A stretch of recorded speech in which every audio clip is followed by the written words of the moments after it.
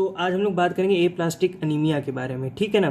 तो ए plastic anaemia के बारे में बात करते हैं कि ये एसोसिएटेड, पहली बात तो associated with haemopoietic stem cell defect, ठीक है ना। तो यहाँ पे बोन मैरो में ही बेसिकली डिफेक्ट हो जाता है, तो ठीक है। तो ये हीमोपोएटिक स्टेम सेल डिफेक्ट के कारण होगा और जिसके कारण यहाँ पे क्या होगा, पैनसाइटोपिनिया, ठीक है। अनीमिया के नाम से कंफ्यूज मत होना कि केवल आरबीसी कम होगा, यहाँ पे पैनसाइटोपिनिया हो जाता है क्योंकि हीमोपोएटिक स्टेम सेल का डिफेक्ट हो जाता है।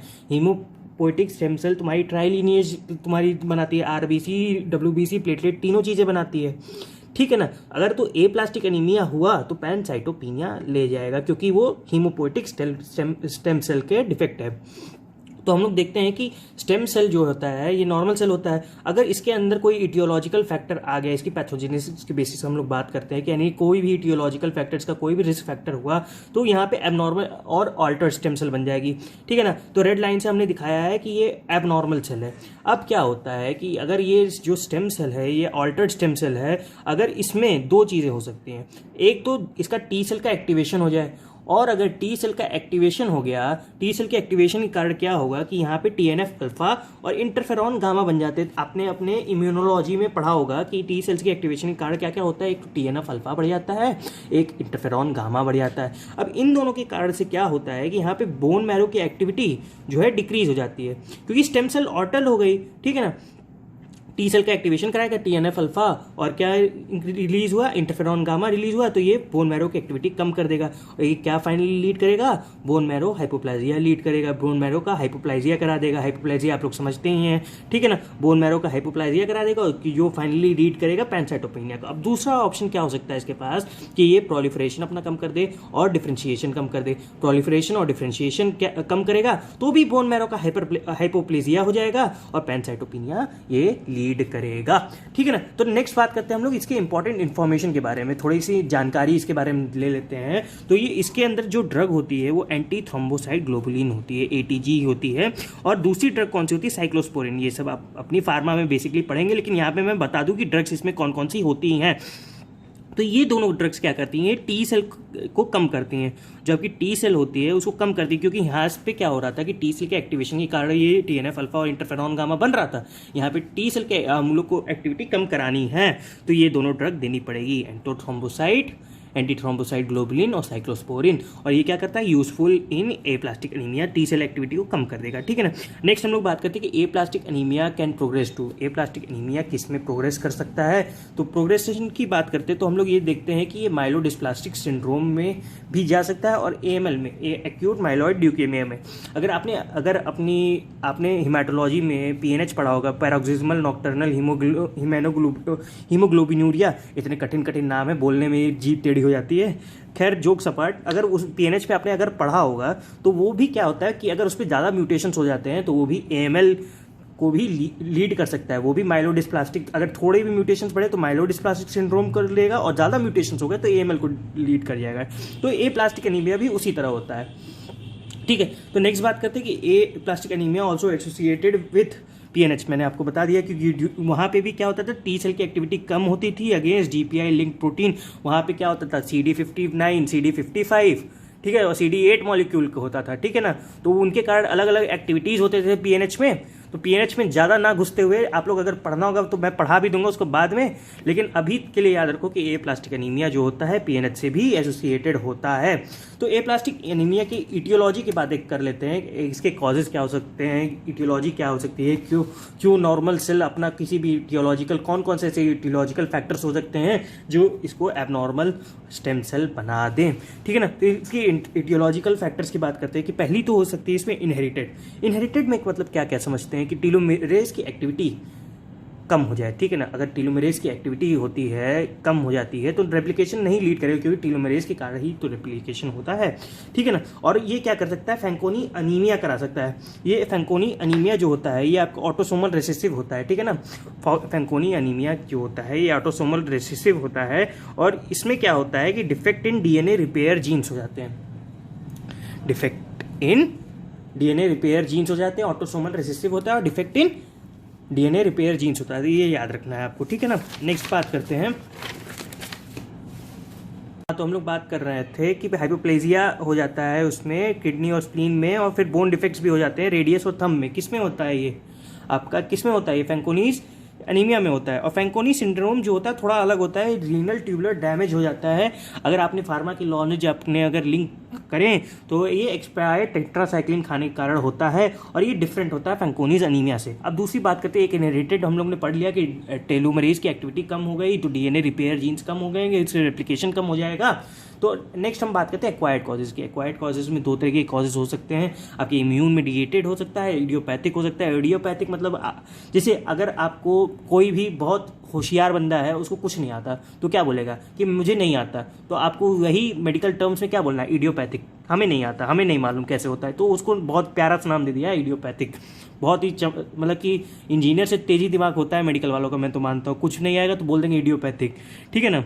इडियोपैथिक नाम में सुनने में लगता है जैसे किसी और को बताएंगे आप अपने पेशेंट को इडियोपैथिक कॉज है तो वो बहुत घबरा जाएगा, क्या भैया क्या दिक्कत है, ठीक है ना। खैर जोक्स अपार्ट, नेक्स्ट बात करते हैं अपन केमिकल्स की, ठीक है ना। केमिकल्स क्या क्या हो सकते हैं, इस पर दो तरह के केमिकल्स यूज़ कर सकते हैं। डोज रिलेटेड हो सकता है और डोज अनरिलेटेड हो सकता है। डोज रिलेटेड में कौन कौन से एजेंट आ जाएंगे, तो आपके एक तो एल्कालेटिंग एजेंट आ जाएगा, एक एंटी मेटाबोलाइट आ जाएगा, एक क्लोरम फेनिकॉल आ जाएगा, ठीक है ना। ये दो पहले तो एल्कालेटिंग एजेंट और एंटी मेटाबोलाइट अगर अपनी फार्मा के नॉलेज से लिंक करेंगे तो ये एंटी कैंसर ड्रग है। और तीसरी क्लोरम फेनिकॉल तो आप जानते ही हैं। और दूसरे बात करते हैं डोज अनरिलेटेड। डोज अनरिलेटेड क्या होता है, एक इडियोसिंक्रेटिक साइड इफेक्ट होता है, ठीक है ना। इडियोसिंक्रेटिक साइड इफेक्ट में क्या होता है कि even one single dose can cause aplastic anaemia. ये बहुत ही खतरनाक है, क्योंकि देखो एक तो होता है कि अगर डोज रिलेटेड है, मतलब एंकाइलिटिंग एजेंट और एंटी मेटाबोलाइट और क्लोरम फेनिकॉल जाए, इन तीनों को ज़्यादा मात्रा में दे दिया तो वो डोज रिलेटेड होते हैं। और डोज अनरिलेटेड होते हैं अगर कुछ ऐसा हमने दे दिया, जैसे गोल्ड सॉल्ट दे दिए, क्लोरम फेनिकॉल देखो क्लोरम फेनिकॉल दोनों जगह आ रहा है, ठीक है ना।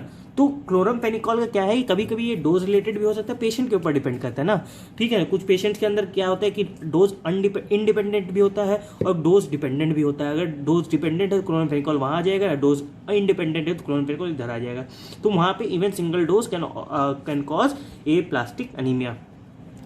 नेक्स्ट बात करते हैं फिजिकल की। फिजिकल में दो तरीके के आते हैं, रेडिएशन या वायरस, ठीक है ना। फिजिकल में यही दो आते हैं। वायरस में भी कौन, ईबीवी आ गया, वीजेडवी आ गया, साइटोमेगालो वायरस आ गया, ठीक है ना।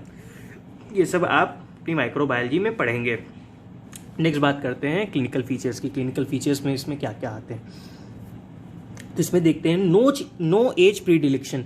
एज का कोई प्रीडिलेक्शन नहीं होता, नो सेक्स प्रीडिलेक्शन, कुछ भी ऐसा नहीं कि एज के साथ होता है या सेक्स के मतलब कि सेक्स में हो कि इस सेक्स में ज़्यादा होता है, इस सेक्स में कम होता है, ठीक है ना। तो एज का कोई ऐसा कोई खास महत्व नहीं है, ना सेक्स का कोई ऐसा खास महत्व है यहाँ पे। और फीचर्स यहाँ के देखते हैं कि फीचर्स ऑफ पैनसाइटोपिनिया की, पैनसाइटोपिनिया के आपके फीचर्स क्या क्या हो सकते हैं। तो पहला तो हम देखते हैं कि इसमें फटीग आ जाएगा। फटीग किसके कारण, आरबीसी कम हो जाता है, ठीक है ना। फटीग हो गया, इन्फेक्शंस बढ़ जाएंगे, डब्ल्यूबीसी कारण ब्लीडिंग बढ़ जाएगी, प्लेटलेट कम हो गया, पेटेकी परप्यूरा आपने सब पढ़ा है, हिमोरेज हो जाता है, ब्लीडिंग में इन्फेक्शंस आ जाएगी, फटीग हो गया, फीवर हो गया, ठीक है ना। ये सब आप जानते हैं। नेक्स्ट बात करते हैं स्प्लीनोमेगैली। यहाँ पे क्या होता है, स्प्लीनोमेगैली कभी नहीं देखी, स्प्लीनोमेगैली होगी क्यों, यहाँ पे तो हीमोपोटिक स्टेम सेल का डिफेक्ट है। यहाँ पे ऐसा कुछ है नहीं कि एक्स्ट्रा वेस्कुलर या हीमोलिटिक अनीमिया कुछ टाइप का ऐसा हो रहा है, कि स्प्लीनोमेगैली की कोई चांस ही नहीं है यहाँ पे, ठीक है ना। तो ये चीज़ याद रखना, ये बहुत ही इंपॉर्टेंट सवाल आता है आपके पीजी एंट्रेंस एग्जाम में, और ये तो क्वेश्चन आता भी है आपके इसमें प्रोफेशनल एग्जाम्स में। ये प्लास्टिक एनीमिया बहुत इंपॉर्टेंट शॉर्ट नोट है। और इसकी डायग्नोसिस कैसे करेंगे, डायग्नोसिस कैसे बनाएंगे, ब्लड की डायग्नोसिस, तीन तरह की डायग्नोसिस है, ठीक है ना। पहले तो ब्लड की हम लोग बात कर ले, ब्लड में क्या पिक्चर देखने को मिलेगा, पैनसाइटोपिनिया हो जाएगा, रेटिकुलोसाइटोपिनिया इज द रूल, और मैक्रोसाइटिक नॉर्मोक्रोमिक आरबीसी हो जाएगा। तो एलएचएमसी अगर आपने अपनी मेमोनिक में पढ़ा होगा, लेडी हार्डिंग मेडिकल कॉलेज, क्या था, एक माइक्रोसाइटिक के लिए शीतल होता है और माइक्रोसाइटिक के लिए एलएचएमसी होता है, ठीक है ना। क्या होता है, ये मेमोनिक है तो आपके याद करने के लिए। माइक्रोसाइटिक अनीमिया कौन कौन से होते हैं, मैक्रोसाइटिक अनीमिया कौन कौन से होते हैं, ठीक है ना। अब मेमोनिक मैंने आपको बता दिया, ढूंढना आपका काम है कि अनीमिया कौन कौन से माइक्रोसिटिक होते हैं और मैक्रोसिटिक होते हैं। मेमोनिक में फिर से बता दे रहा हूँ, माइक्रोसिटिक का मेमोनिक होता है शीतल, मैक्रोसिटिक का होता है एलएचएमसी। कुछ अपने से भी मेहनत करो, ठीक है। बोन मैरो का एस्पिरेशन कराएंगे तो ड्राई टैप के कारण होता है। बोन मैरो की बायोप्सी कराएंगे तो डिक्रीज सेलुलैरिटी कर देगा, बोन मैरो की बायोप्सी में डिक्रीज सेलुलैरिटी दिखा देगा, बोन मैरो के एस्पिरेशन में ड्राई टैप दिखा देगा। नेक्स्ट हम लोग बात करते हैं कि अगर ये जो आपका फीचर है, ये फीचर जो है डिफ्रेंशिएट्स करता है एप्लास्टिक अनीमिया को माइलोडिस्प्लास्टिक सिंड्रोम से या ल्यूकेमिक ल्यूकेमिया से, जो कि ये हाइपर सेल्यूलर होते हैं। ये यहाँ पे क्या होता है, हाइपोसेल्यूलर हो जाते हैं। देखो फिर से मैं बता रहा हूँ आपको, यहाँ पे अगर बोन मैरो की बायोप्सी करेंगे अपन तो यहाँ पे तो सेल्यूलरिटी डिक्रीज होगी।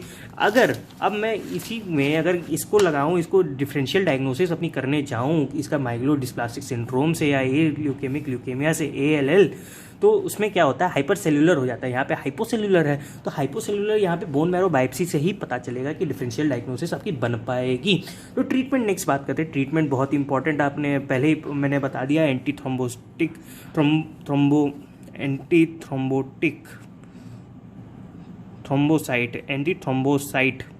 ठीक है ना, थोड़ी स्पेलिंग गलत है यहाँ पे, एंटी थ्रोम्बोसाइट ग्लोबुलिन होगा, ATG थेरेपी देंगे।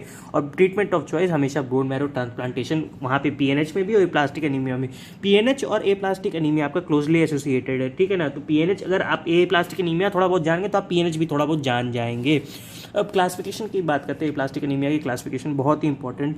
तो ये 3 क्लासिफिकेशन में डिवाइड करते हैं इसको, नॉन सीवियर और moderate aplastic anaemia, non severe और मॉडरेट एप्लास्टिक एनीमिया जो कि जिसमें बोन मैरो की सेलुलरिटी जो है 25% से जो है कम हो जाती है, और सीवियर एप्लास्टिक एनीमिया जिसमें बोन मैरो की सेलुलरिटी 25% से कम प्लस 3 रूल आपके लगाते हैं। 3 में अगर 3 चीज़ों में से 2 भी आपका सेम है तो हम लोग सीवियर एप्लास्टिक एनीमिया कह देंगे। और वो 3 रूल क्या है, एब्सोल्यूट न्यूट्रोफिल काउंट अगर ये 500 से कम है तो ये हो जाएगा, प्लेटलेट काउंट अगर 20,000 से कम है, और रेटिकुलोसाइट काउंट अगर 60,000 से कम है। अगर इन तीनों में 2 भी क्राइटेरिया सेटिस्फाई कर दिया, उसके साथ बोन मैरो सेलुलरिटी आपके 25% से कम है, तो ये सीवियर एप्लास्टिक एनीमिया हो जाएगा, ठीक है ना। नेक्स्ट बात करते हैं अपनी वेरी सीवियर एप्लास्टिक एनीमिया।